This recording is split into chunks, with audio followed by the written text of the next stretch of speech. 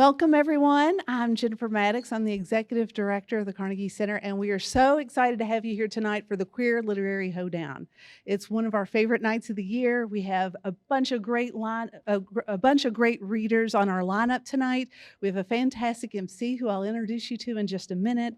And, all of this to celebrate our LGBTQIA community would not be possible without the brainchild and the hard work of our Kentucky Black Writers Collaborative staff, Claudia Love Meyer and Eugenia Johnson Smith. Let's give them a big shout out.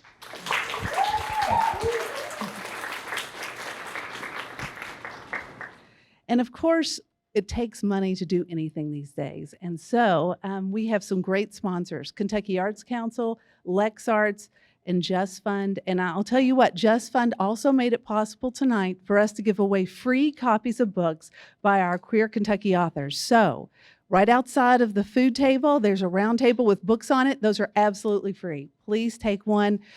Whether you've read it or not, you're going to love it. So we've got some fantastic books out there. And also a special thanks to West Six Brewing for coming out tonight. We couldn't offer things like that without great community partners. So we're so glad to have all them. So now I'd like to introduce tonight's MC. Now, there are many reasons that we asked her to lead us through tonight's event. And first, anybody whose bio starts out with like this is sure to captivate a room.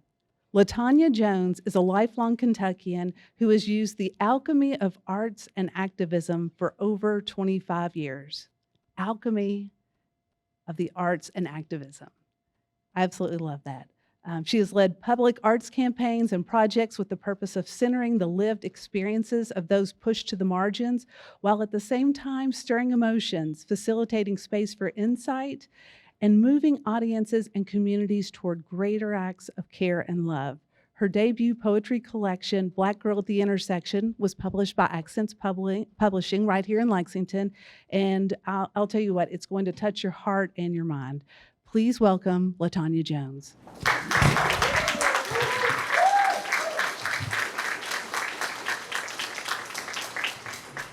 Hello, hoes.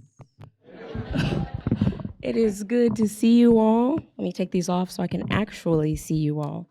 I wasn't sure that I would get to do this. I don't know if it's the environment or what, but I haven't been feeling the best. And so I'd actually said that I wouldn't be able to be here. And then I came here for another event, and I decided there was no place else where I could actually be. I got to spend last year as your MC, and to be asked to do it again truly is an honor. So, I think that this event helped me get a little pep in my step. I think I'm ready for public now. I haven't been for about 3 or 4 months, cussing all the time. Never mind. So yeah, it is so good to be with you all. And I would like to just take a moment before we get into some wonderful poetry from some wonderful poets, just for us to take some time, because we are among those who have been targeted. And I know we're gonna have a good time tonight. We're gonna hear some amazing poetry, hopefully get to snap and dance and things like that. But I do think that, we need to take time to breathe together, because these breaths are not promised. For those of us in the queer community, we have been hunted for years, and that continues to happen, but we also continue to keep showing up, to keep loving, and to keep writing poetry and broadening the spectrum of who we all are. So we ain't going nowhere, but I would like it just to invite you to take maybe just 3 or 4 breaths together. There's something beautiful about breathing together. So if you would indulge me, I'd really, really appreciate that. So just get comfortable in your seats. And if there is a worry that you came in here with, allow yourself to breathe that out. If there is a fear that you have come in here with, give yourself a break from that fear and just breathe that shit out. So together, in and out.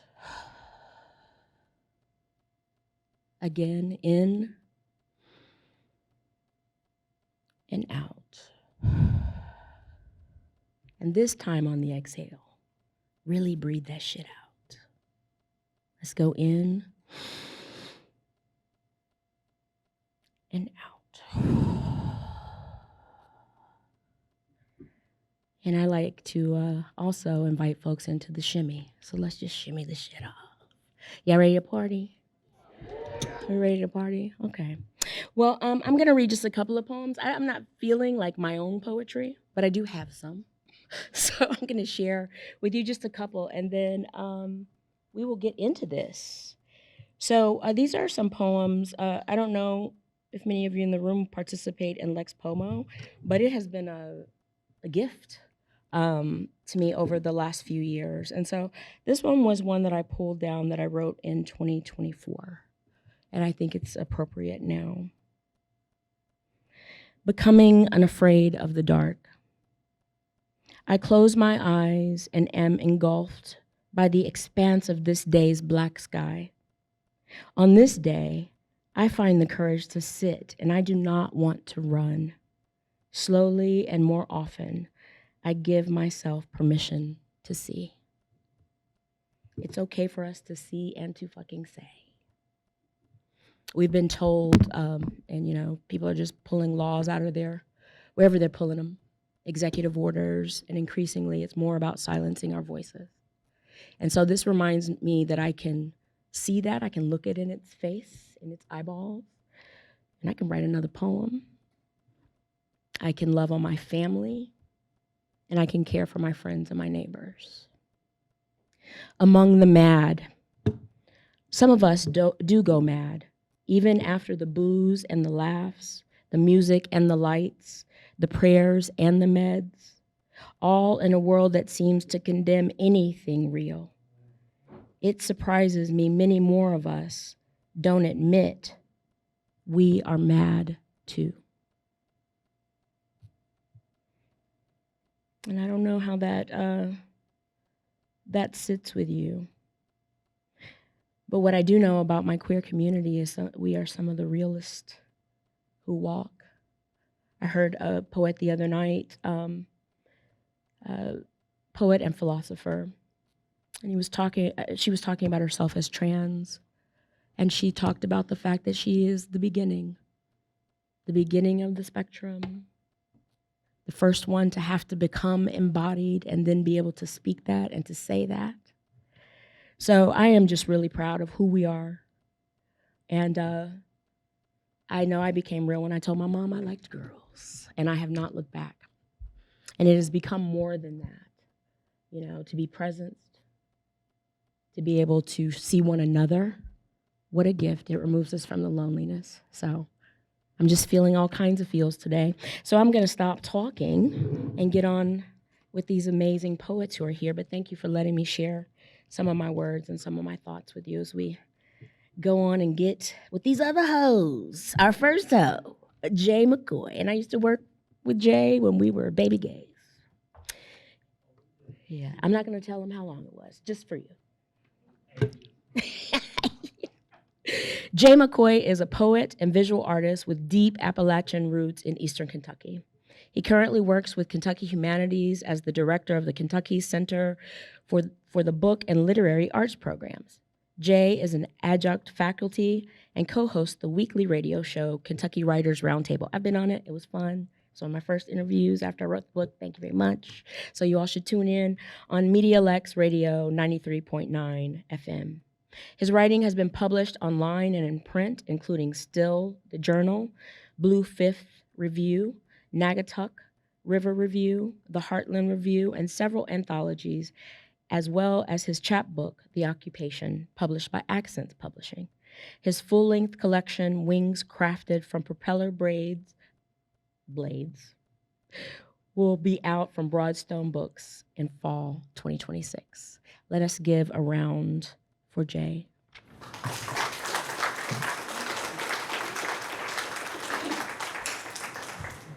Thank you, LeTonia.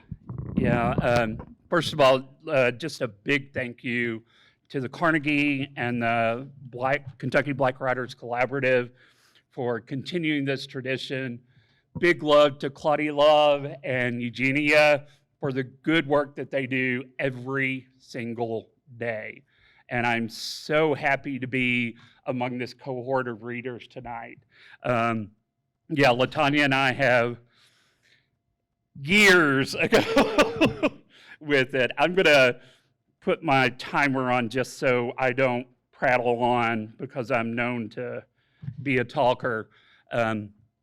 And thinking about tonight, as usual, I start thinking about history. And I want to start out not with my words, but with a few of our ancestors that I would like to remind us of. And looking around this room, how many folks were born after 1995? Yeah, that's what I figured. Quite a few. So I'm going to take you back. And we're going to go back to 1991 first.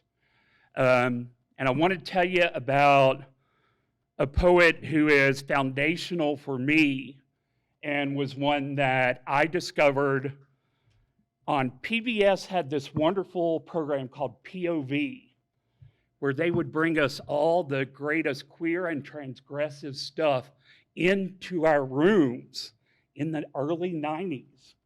And I had just moved to Evansville, Indiana, after completing my first master's degree, on my way back to Kentucky.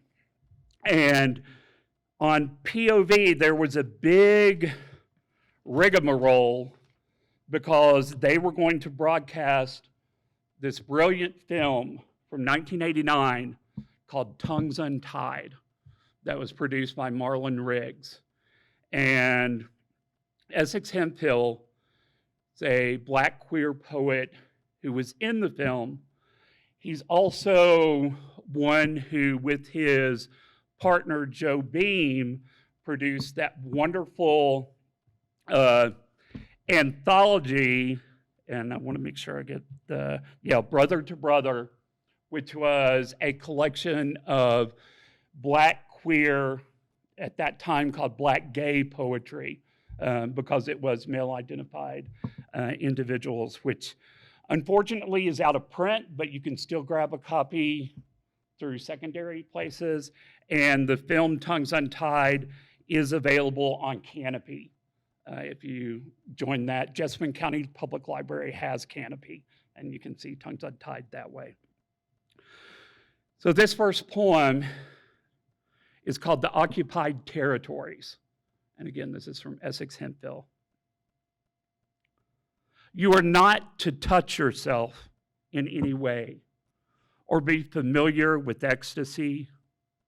You are not to touch anyone of your own sex or outside of your race, then talk about it.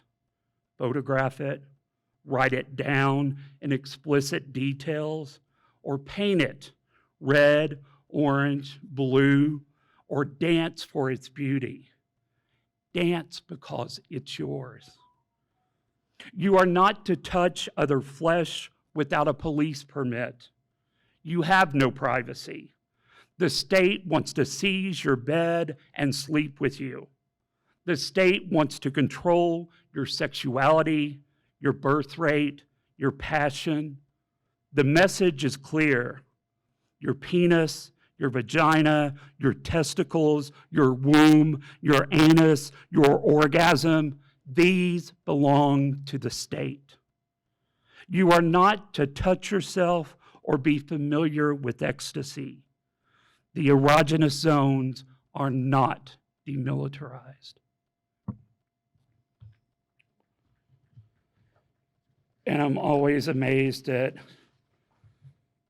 something from the late 80s, early 90s is as relevant today as it was then. And we're going to linger in the early 90s, and we're going to, since we're in midterm election season, we'll go to that election of 92 when we had the incumbent Bush Quayle, and on the Democratic side of things was Clinton Gore, and we had that little big-eared independent Ross Perot popping up.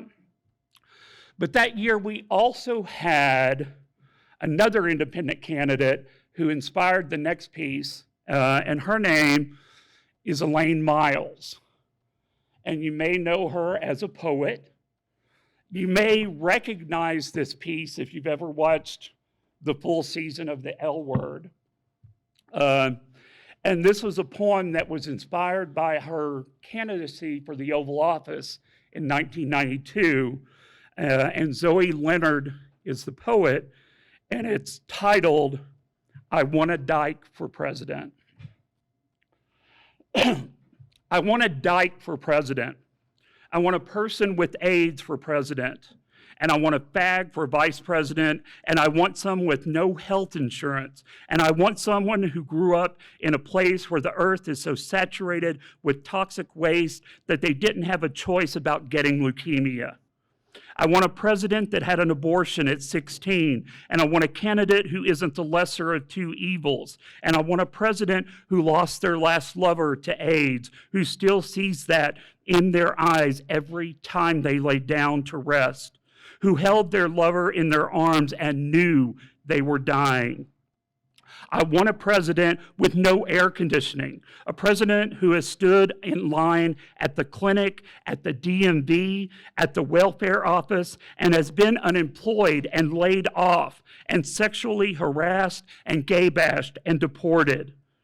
I want someone who has spent the night in the tombs and had a cross burned on their lawn and survived rape.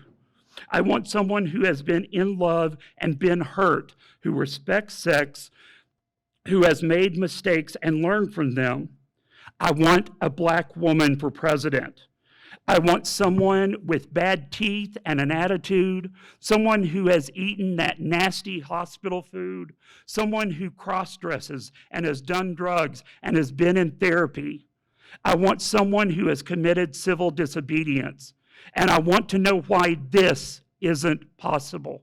I want to know why we started learning somewhere down the line that a president is always a clown, always a John and never a hooker, always a boss and never a worker, always a liar, always a thief and never caught.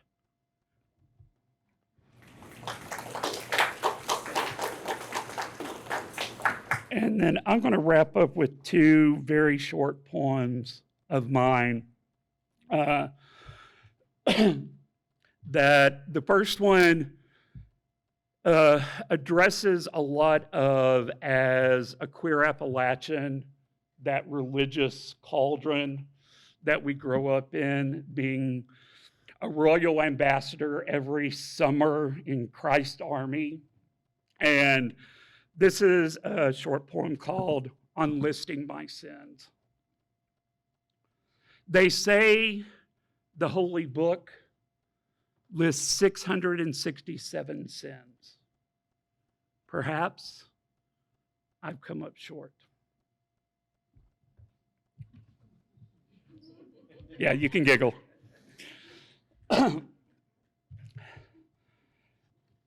And I'm changing my mind and reading this one. The next one is a poem. I have been HIV positive since 2004. So with current developments and everything, it is kind of nice to stand up here and say I'm thriving with this disease for 22 years. When I look back on all the folks that we lost, you know, Essex Hemphill that I read earlier was one of those. His partner, Joe Bream, was another that, you know, we lost in their 20s and 30s. So this is a poem called "Breaking Barriers, a Myth." And it has the epigraph from Mimi from Rent. "I blew the candle out just to get back in."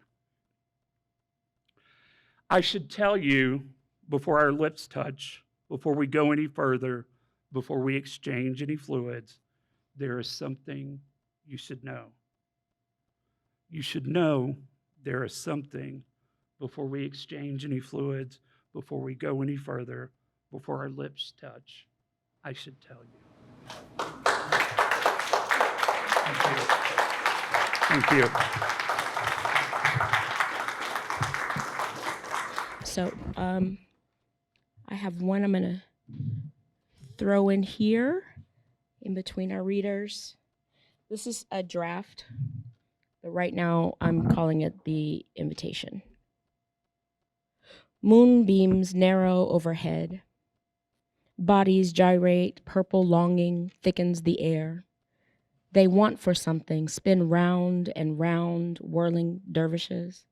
In search of rhythm, they believe freedom belongs to them. Now they are confined, stiffened. One of them remembers a time when their hate stood a chance, but love has hidden itself from them again as it rests just beneath the beat. Rhythmless, another of them remembers something akin to softness, but none can escape. They can't escape the notion that they may have been the ones who killed that too. The music fades. They try to awaken, eyes sewn shut. One even attempts to speak, but he is too enraptured in his own presence, charmed by the smell of his own sweat. He doesn't know all of their mouths have been sealed. None realize the door is locked from the inside. Hubris does not allow time for reflection. There is no more air for any of us, not just some of us. The air was stolen, just like the land, just like the food, just like the people. They have celebrated thieves, and they don't even know the game was rigged against them too. A time for celebration. Victory in a war waged against themselves. They clung too tightly to tales of supremacy, and now their souls pay the price, even as they believe themselves alive. But their rhythm is off. Arms glitch in distortion. Backs do not bend. They can no longer think, and there is no more time. They attended a party thrown by a shoe. They expected to dance atop the dead, but the moonbeams have left them. Gone is the light. And just as they secretly feared, each one is alone, moaning in despair. They realize where they are now, live among the dead, trapped, just beneath life, now buried with all the ghosts they justified sending before them. Okay.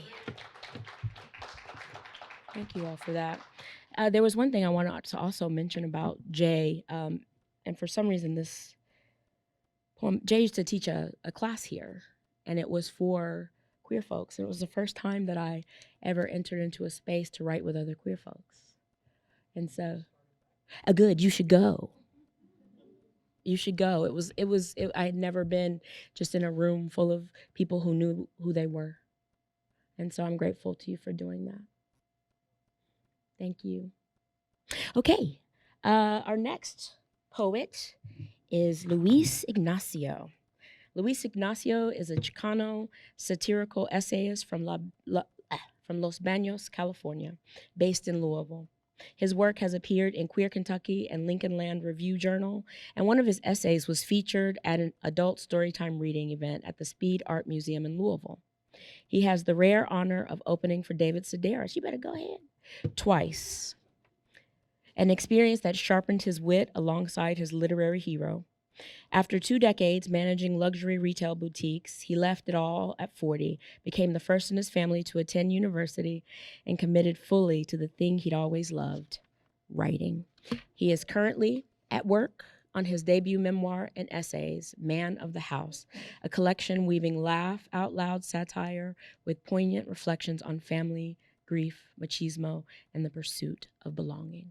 Let's welcome Luis.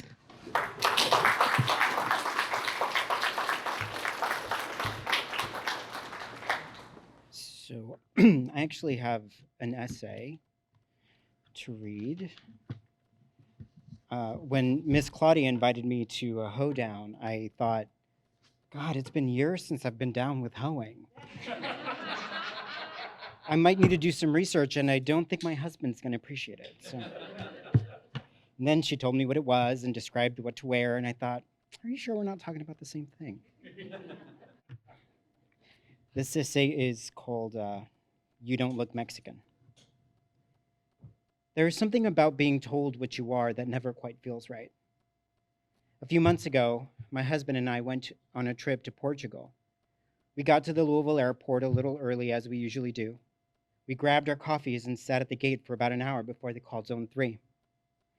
As soon as the attendant scanned my boarding pass, I was pulled aside by two large white men. My husband, Kevin, was already a few steps ahead. By the time he turned around, I was already behind a desk. One of the men ordered me to hand my backpack to a woman wearing latex gloves, then gestured me to step back. I had already made it through security, and with my American passport, my boarding pass had just been scanned. But I didn't say anything. I didn't ask questions. Being brown in a Kentucky airport, surrounded by security, I know better. So I went somewhere else. Not physically. My mind did. Sometimes it's safer that way. My 6-year-old nephew, Nathan, and I were working on his math homework at my mom's kitchen table. I had just asked him why his hair looked so funny. "What?" Nathan said. "Yeah, well, you look like a goat walking backward." A goat walking backward? I tried to ask while choking on a sip of homemade horchata that was trying to escape out of my nose. "Yep," he said confidently. He raised his tiny fists, extending 4 fingers on one hand, 3 on the other, trying to work out the answer to 4 plus 3.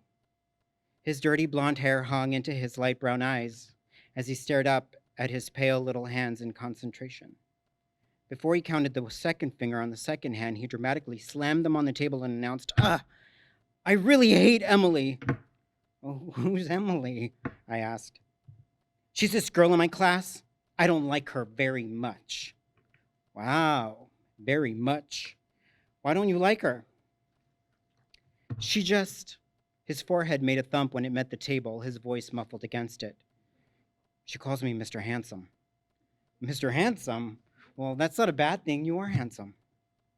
"I know." "But I don't like it, Theo." I almost suggested he tell her she looked like a goat walking backward. But he was only 6, and I promised my sister-in-law I wouldn't start becoming a bad influence until he turned 10. There were many times in my life when I wished I had used that clever line, a goat walking backward. If you haven't figured it out yet, it's a butthole. It took me forever. I had to picture it and look up a picture, and I'm like, Jesus, this kid's so clever. A couple of months after surviving Y2K, I decided to move to South Beach, Miami, to unsuccessfully pursue a career as a Latin pop star. Ricky Martin had just become a sensation, and Jennifer Lopez was on her way to becoming J-Lo. A Cuban American looked at me and asked, "What are you?" Then told me I didn't look Mexican. Argentine, maybe. That was news to me. I looked like every other Mexican I knew on the West Coast. Sure, some of us were darker than others, or taller, or, depending on your love for tortillas, a little whiter. I'm sure it was the same in Cuba. "My parents are Mexican," I explained. "I'm from Las Vegas." That was just half truth. While I was born in Vegas, I grew up in California in a small town called Los Baños.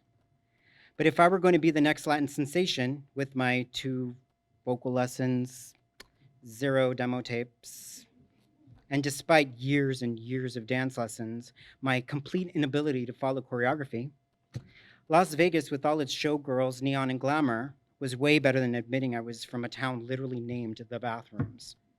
Nobody's ever gone platinum from a toilet. 2 years ago, on a guided tour through Costa Rican rainforest, someone asked me, "So where are you from?" My husband and I like to travel with tour groups, which are full of baby boomers. You can imagine how excited they are when they see 2 people under the age of 50, and even more excited when they find out they're traveling with the gays. "Pardon me," I said, trying to sound more white, or at least more palatable. "Where are you from?" he asked again. I wanted to hand my husband my imaginary hoop earrings. Instead, I took a deep breath and exhaled, "California." "Oh, I heard you speak in Spanish. I didn't know if you were American or not." Where are you from is the bless your heart Southern version of what are you? My parents are originally from Mexico, I recited. I was born in Nevada and was lucky enough that they taught me how to speak both English and Spanish. Really? You don't look Mexican, he announced as if paying me a compliment. I was nicer to him than the woman the day before. At the lunch buffet, at the lunch buffet during our excursion to a coffee factory, she turned to me and said, "Will you be bringing out more potatoes? You seem to be out." Are you kidding me right now? I literally have been on this tour with you for 5 days. She was devastated. So like any kind, compassionate person, I decided to kick her while she was down. And I sat next to you on the bus. She placed her hand over her heart as if to say, "Oh my, racist cunt." I murmured quietly, not to cause a scene, but loud enough to get a gasp and an "excuse me" from Sharon. I should have hollered back, "No hablo inglés." But as I stood off to the side at the Kentucky airport, calling this Sharon, the one violating my backpack, a cunt was out of the question. So I just stood, unnaturally still. My jaw tightened, I swallowed repeatedly, and the dryness scratched my throat. I cleared it. I couldn't figure out where to put my hands, certainly not in my pockets. So I braided my fingers together and rested them where a belt buckle would be. Even that felt unsafe. I didn't know where to look, so I focused on her gloved hands moving through my belongings, each small touch making me feel strangely naked, like every private part of myself, not just what was inside my bag, had been laid out on the table between us. My shoulders tightened, my breathing turned shallow. Sorry.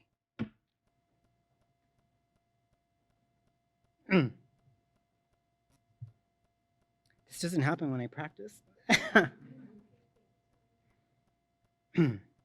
It's just a random bag check, I told myself. But I was certain it wasn't random. I imagined them spotting me at the gate the way predators spot their prey. Watching as I sipped my grande no-foam vanilla latte while sitting next to my husband, unaware. Tracking me as I walked up to get in line, taking one look at me among all the white faces and thinking, there it is. The one unlike us. The one that doesn't belong.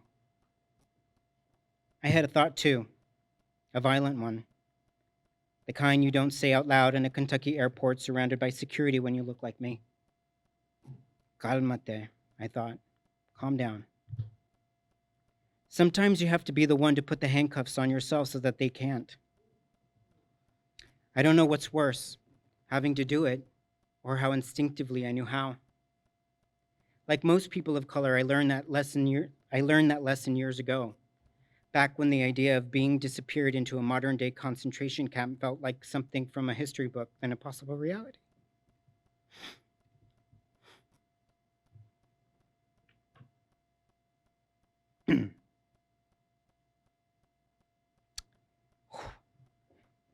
Sorry.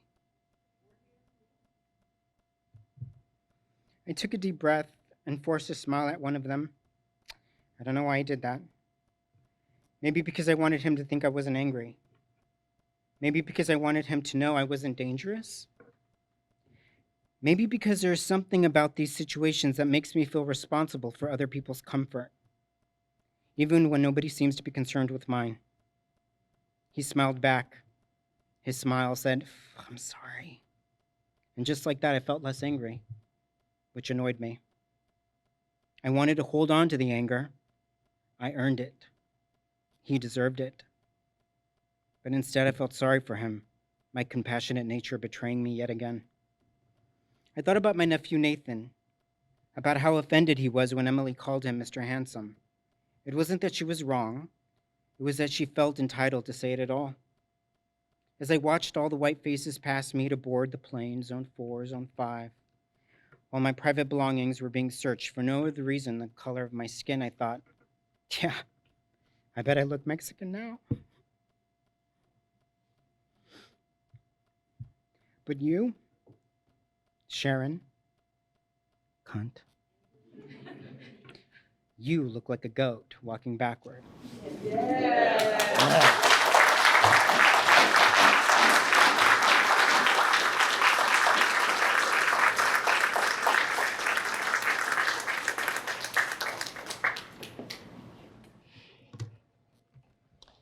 Thank you so much, Luis. You know, this makes me think about, you know, how special this event actually is. And I'm feeling the, you know, desire to really express some gratitude to Claudia. I remember when I saw this event come together on Facebook one night, I was scrolling through and Silas' house was about, I think that the video was about to come out, a music video was about to come out, and there was a lot of hate in the atmosphere. And all of a sudden I saw a post, a response to him, and it was Claudia saying we should have a hoedown. And the next thing I know, we're in a hoedown. And and it was to protest all the people that were hating. You know, it was to show more love. And so Luis's piece reminds me of that, the importance of this space, so that we can hear what the experience is within our community. And maybe we can even look beyond the differences that are in our community and find a way to speak up, even when we are not present in the room. We can't do any of this by ourselves, you know. So thank goodness for words that get cobbled together, that offer us something that we can now look at, can touch, and deal with. Oh, cunt. I don't even say that word. Oh, did you record? No. I've said it twice. Okay. All right. Now we are going to be moving on to one of my beloveds, Samar, Jade. Samar, they, them, describes themselves as a Black, fat, disabled, and gender expansive creative, writer, and the ensoulment doula. Samar's writing centers the experiences being born and raised in the deep Gothic South. Their full-length poetry book, Blue Violet Haint Spaces, is now available from Finishing Line Press. I need my copy. When they aren't writing, ferrying others into their underworld journeys, or supporting folks in birth, they enjoy spending time with their partner and 2 children. And I will say this, I got the honor of reading that manuscript. And if Samar is reading from that manuscript, y'all ain't ready. Samar.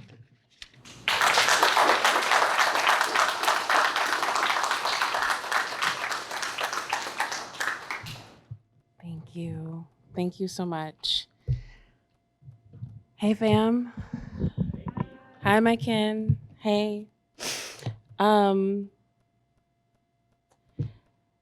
Luis, you said something that really struck me, which is how the experience of someone naming who you are or who they think you are. And I know that every single person in this room has had that experience in some way.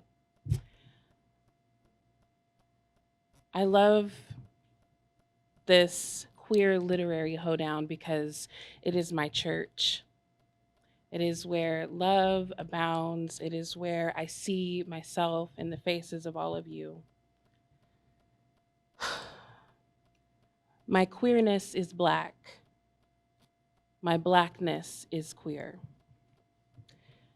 I just want to start that before I read a poem that I actually wrote this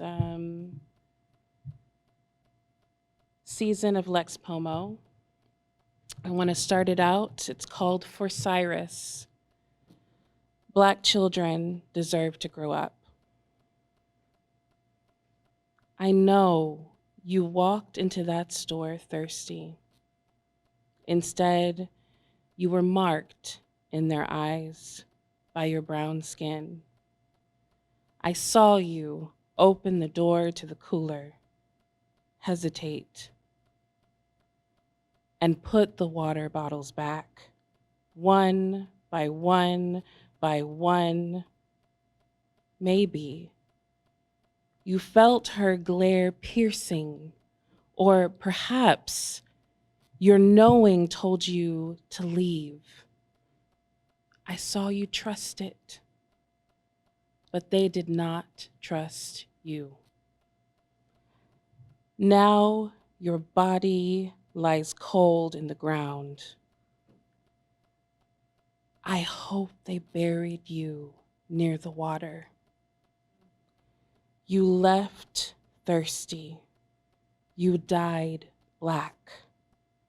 And now your mother's tears water freshly turned earth.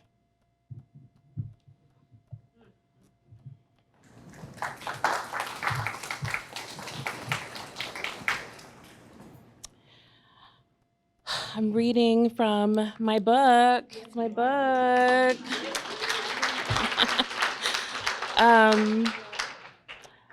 I remember actually attending a writing group by LeTonia as she's trying to sneak away. And it was the first time that I had been around writers that looked like me. They were all brown, they were femme, and we weren't worried about writing form, writing to appease any gaze. We were writing what is. And this is how this book came to pass. So I want to thank you for being an elder in more ways than one. This is called Past Self.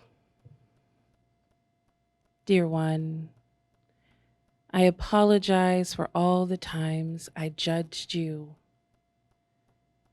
It was difficult to look at you with compassion. I acknowledge your bravery, your innovation, your thirst for more than the present offered you. Thank you for refusing table invitations where love was not being served.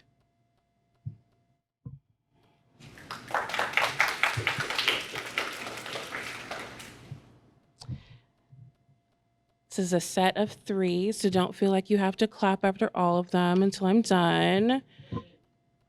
Oh, you could read along. It's 16. Yeah, if you want to read along.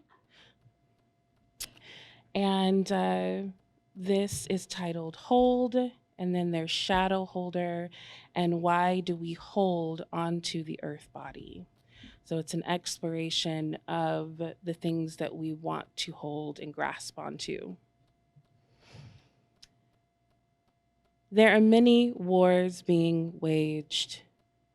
In every single moment, battles reveal shrapnel-laden riddles, bullets lined like toothy grins. We cannot begin to know. We must only ever hold. Hold. Hold. And pray to God that it's enough for the levees that pack away the grief we fear to touch. The Great Mother knows her twins. She has memorized their faces, each and every dimple and freckle and blemish. Even in the ashen storms after airstrikes, famine, all tenants of war, we must remember she will not forget the cries of horror. We pray she fills us with the fortitude to endure until the end. Bear witness to your earthen family. Allow your heart to stay open like the wound, knowing that it is the site where the light comes in and the shadow pours out. Why do we hold on to the earth body, firmly, relentlessly, angrily. Why do we hold onto a body where we know life no longer resides, where rot will come home, eat its way out, and pass it to the rhizomes? The soul is gone from this place. He is no longer here. Why do we roll the stone away from a tomb, expecting a savior that was never ours?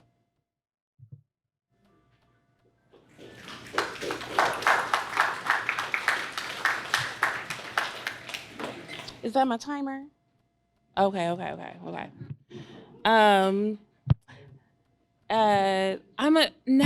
me switch to a little different. This is called La Petite Mort de Chocolat.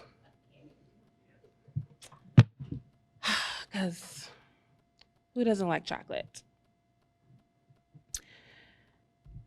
Everything is made better with chocolate cake made moist by mayonnaise.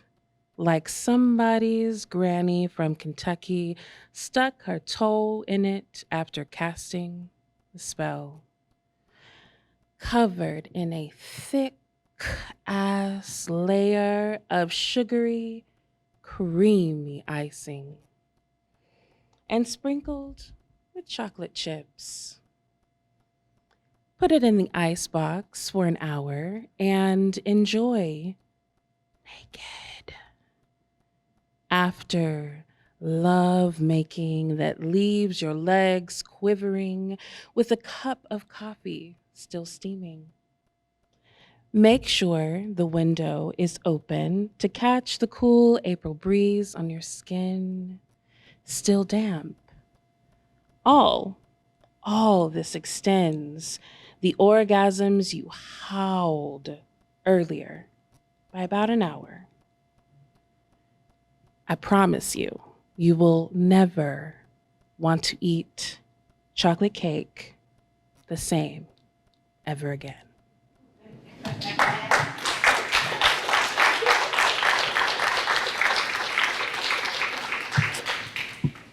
And then I'm going to read one more, and this is a love letter to a little non-girl. I wrote this to my 4-year-old self that told my grandmother that why couldn't I just be a ball of light? What does a girl mean? What does a boy mean?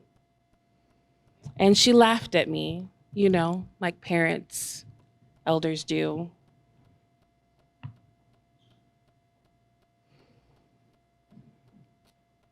Love letter to a little non-girl. Dear one, you won't know your name yet. The colonizer's tongue thick in your throat like cotton. It won't know what to call someone like you. Someone who knows what it means to be birthed with your body inside your soul. You will taste their fear of you. Do not swallow that pill. Instead, like Shiva, let it stay in your throat, alchemizing the poison to speak medicine later. When you've learned how to speak with your own voice, then you will know your name, your soul whispers every night. Thank you.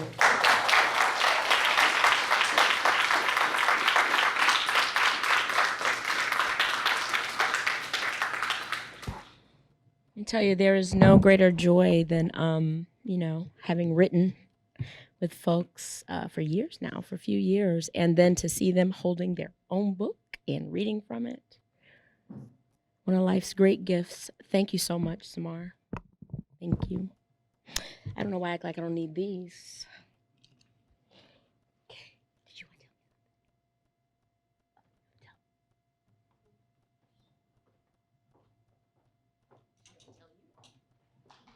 want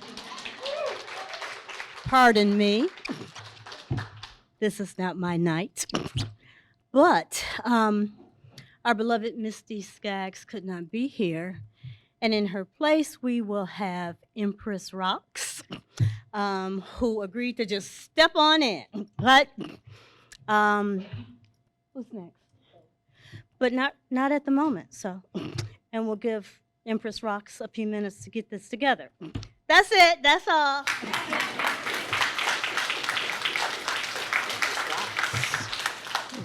The Empress Roxx. I can't wait. Okay. All right. Our next poet, I got the opportunity to hear them just a few weeks ago. Beaux Hardin is a recent French and English graduate from the University of Kentucky. They're going to attend Simmons University in Boston this September to begin their Master of Library and Information Sciences program. Beau's poetry combines English and French with archival theory and experience. Beaux.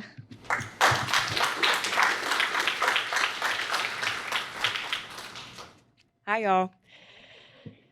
So I don't know if y'all watched the Tonys on Sunday and like the Jellicle Ball, Cat's Jellicle. So for those of you that don't know, Cat's Jellicle Ball is basically a ballroom, black ballroom, you know, like voguing, you know, not waltzing ballroom, a ballroom rendition of Cats, the musical, by Sondheim.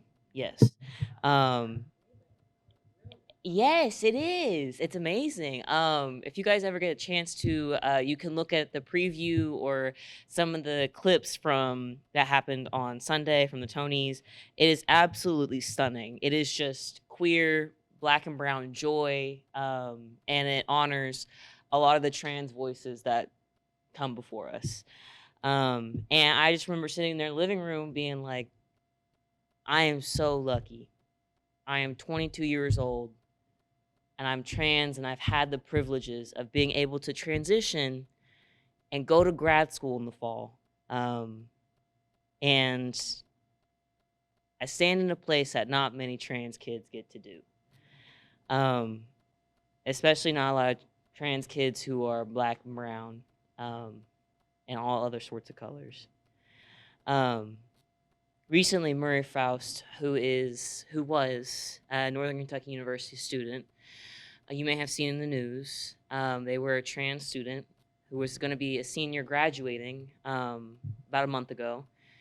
Their body was found recently, a few weeks ago. And a lot of what I'm doing tonight, some of the readings I'm doing tonight, is to dedicate to Murray. Trans beauty is prevalent in this community, and not everyone can see that.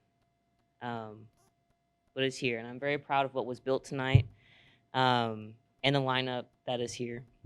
So with that, American children. I wonder if a crocodile turns to her hatchling and thinks, how sweet it is to have made you. If the day the leaves rustled with a scent of Maria's breath, did land know that it was going to be called something other than land? If the Tulsa horizon, eating the scope of a gun on a soft late May evening in 1921, knew the red of the skies would soon match the blood slipping between the cracks in the ground. If a nature boy would soon grow up to be nothing but teeth, or if a dandelion shakes when it smells a menace in the air.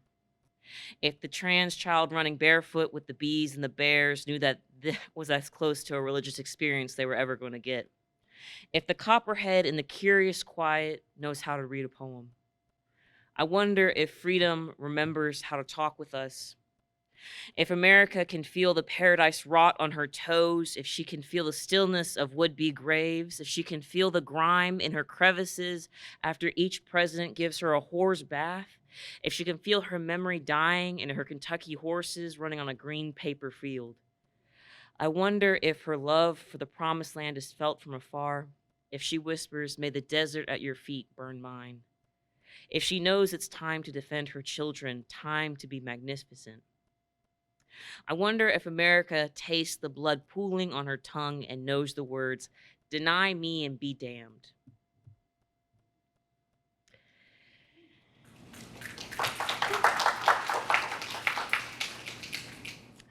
Haikus for us Black youths. Two souls in the night, bright from the radiant moonlight, quiet love, take flight. Neckties tight, then crack, live quick, burn right to the quick, such as being Black. Music speaks between remembered, coded for us, lean on language seen. We look to the dawn, burning red like street Baptist, still I rise, dust gone. We got Jackie feet, we stay warm, ready, revving, then we race, hearts beat. Tell Kentucky I said hello.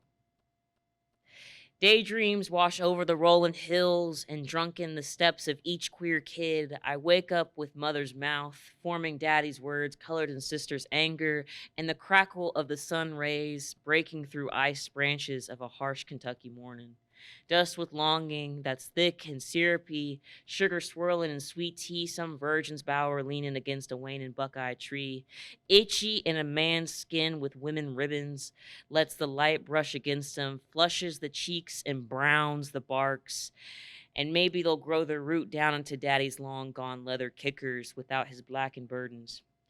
As it appears, this land lying far past the lilies, I wonder if the east end needs permission to sing. I wonder if I do. Or if the horse country roads are trained to bleed red in the bluegrass morning, I wonder if there, this land lying past the lilies, the virgin's bowers, butting up against the buckeye tree, knows there is a cost to being. All that life can afford, it cannot afford to be free, much less one belonging to one who lives in between.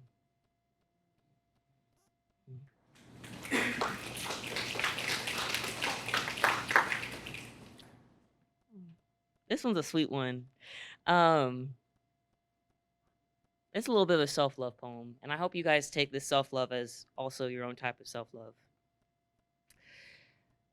Love me like this as I am. Love me as a shepherd guides their lamb. I ask you to love me as you loved me when I was knee-high on the 4th of July, when I faced the music, smiled violently as the sun, and had dreams so high they'd fly. And then when my grandma lifted her own shirt and showed me her own scars, and I realized I didn't know shit, barely the difference between space dust and the stars. Love me like a songbird greeting the sunrise. Love me as easily as a tigress wears her stripes on her thighs. Hold me like this as I am, not knowing if it's man or ma'am. Somewhere after hello, we lost our rhythm, but no longer, for I have sat here waiting for you to return to me. Love me like this as I learned to be.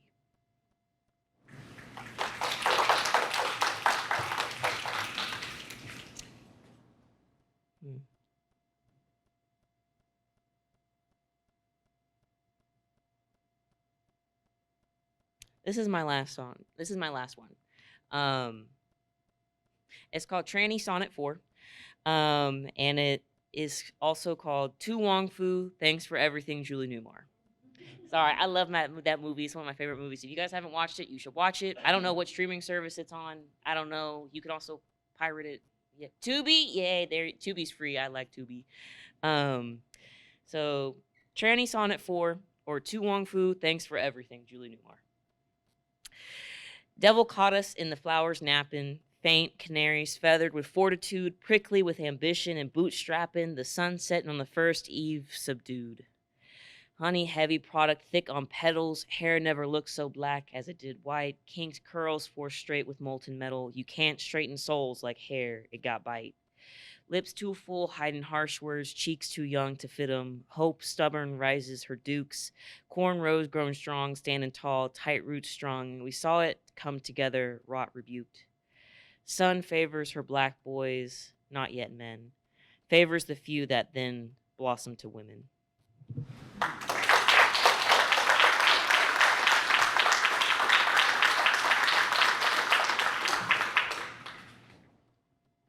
Thank you, Beaux. I want to take the opportunity to really offer up some gratitude for the Kentucky Black Writers Collaborative. I suppose I am an elder. Have been around long enough and around in this space long enough to really feel that change. You know, oftentimes I would be the only Black person in a writing class here. And really, before I could even workshop my work, I had to explain my Blackness. You know, that was happening. And so I commend the Carnegie Center for doing their part. When we started the writing group that Samar was talking about, you know, it was put to us that the Carnegie Center was trying to figure out its way to offer reparations to those who had been harmed. And, you know, our writing circle started. And then, so it's not just in that Black and brown writing circle. You know, I come into this space now and never feel like a stranger, don't feel like I've got to explain. That's the power of writing, and that's the power of being intentional about voices that have been marginalized. And so we're getting a sampling of why it's so important, because these words are so amazing. And we get the honor of hearing these poets and these essayists pour themselves onto the page and then offer themselves up to us. And what a beautiful, beautiful gift. So thank you, Claudia, for spearheading this endeavor. You built this, and we are recipients of that. Thank you so much. Okay, you all wonder how this happened, right? Empress Roxx. Empress Roxx is a storyteller, poet, and healing artist whose work centers ancestral memory, feminine wisdom. Will you please join our group? And somatic restoration. Originally from Michigan and rooted in the bluegrass for over a decade, she blends spoken word with themes of healing, rhythm, apothecary traditions, and lived experience. Her presence invites audiences into reflection, liberation, and connection through honest, soulful expression. I can't wait. Empress?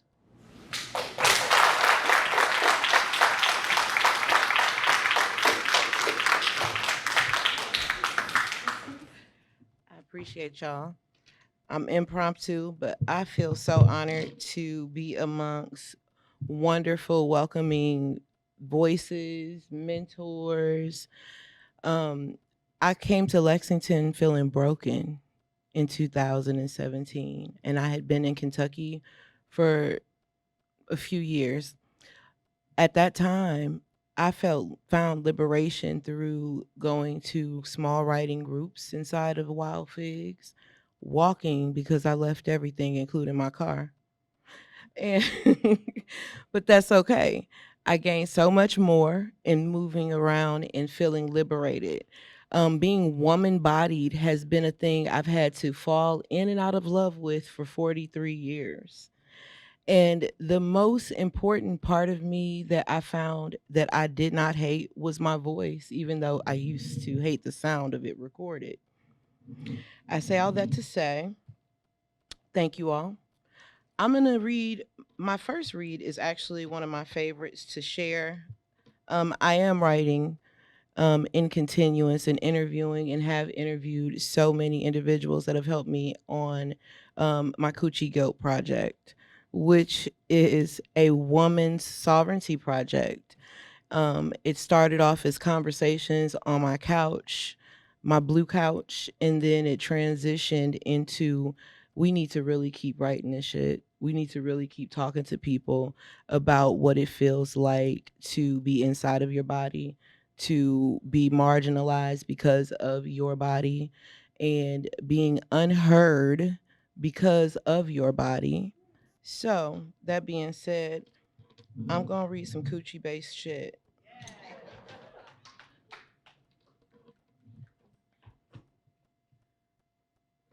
If my fat old fingers will stop playing tricks on me. Okay, here we go.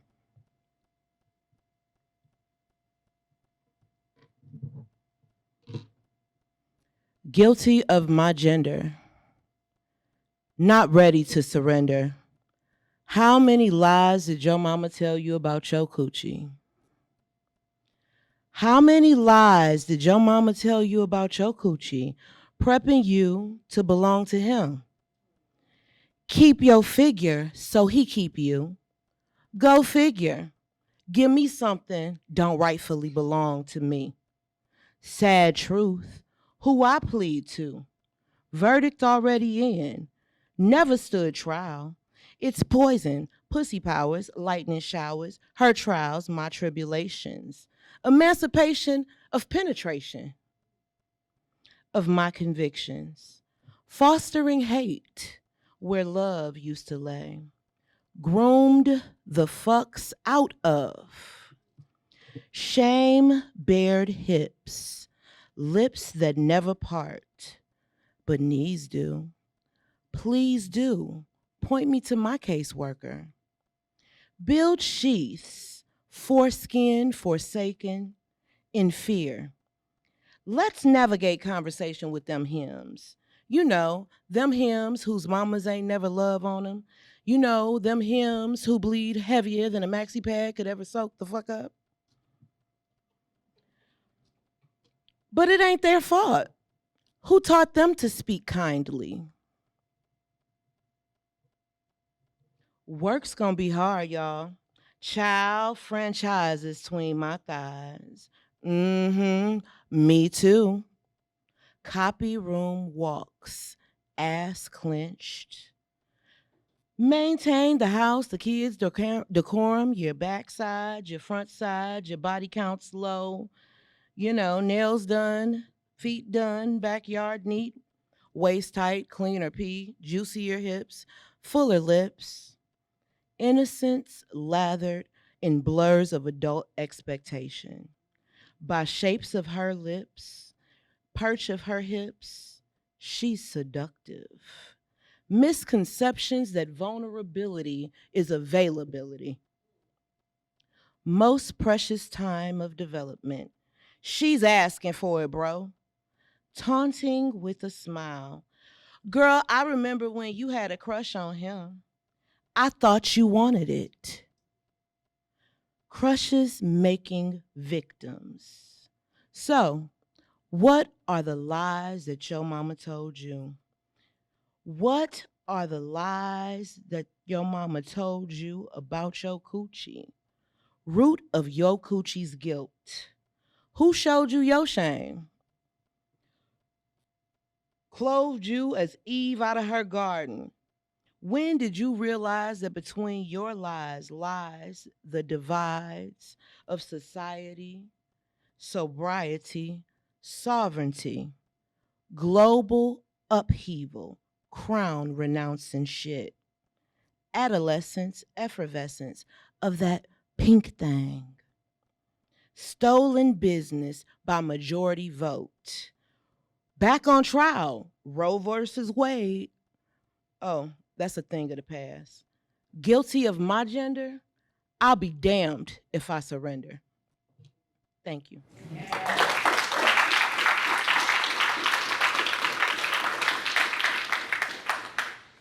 So my next one is kind of brief, and I wrote this about looking at girls because we the sexiest, most hottest, most possible shit ever.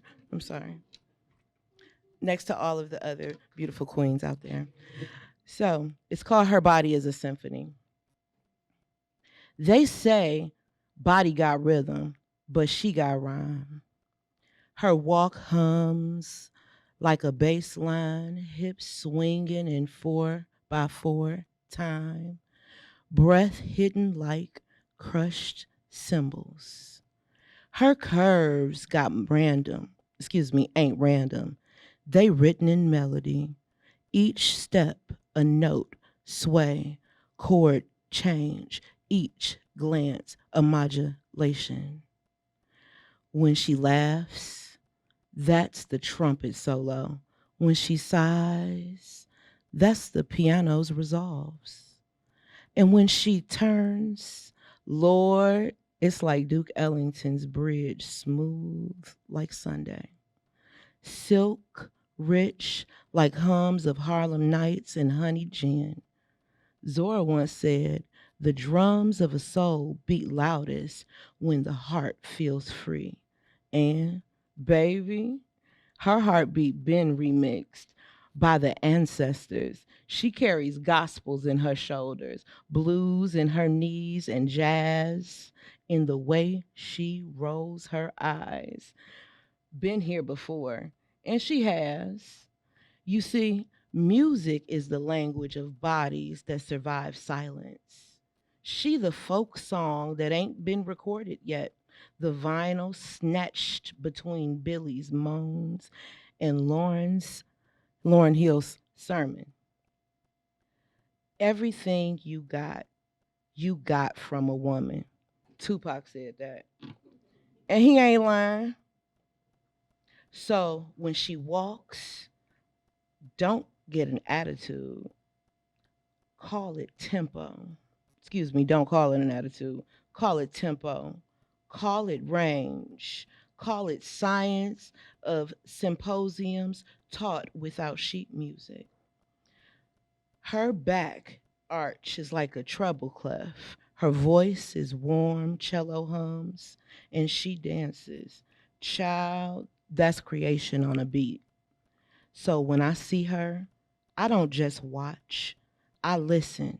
Some women don't speak in words. They speak in bass lines and crescendos and sacred hums between verses. And I swear, if God ever wrote a love song with curves and cocoa skin, it would sound like her.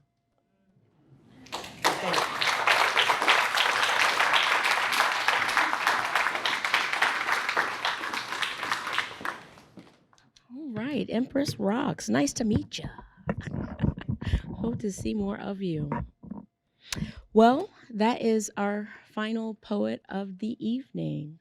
So let's give everybody a round.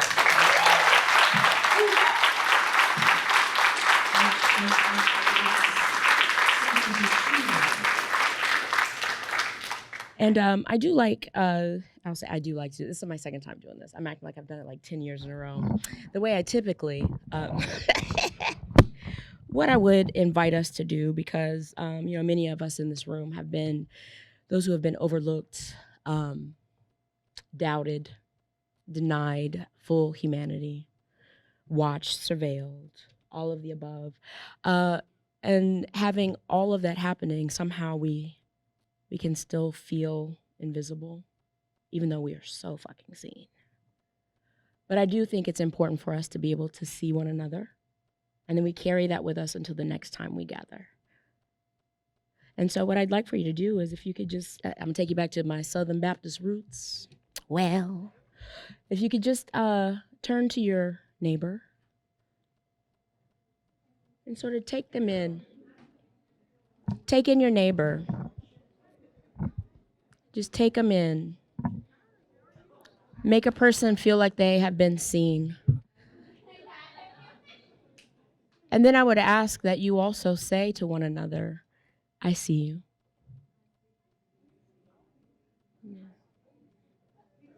I see you. Yeah. Yeah.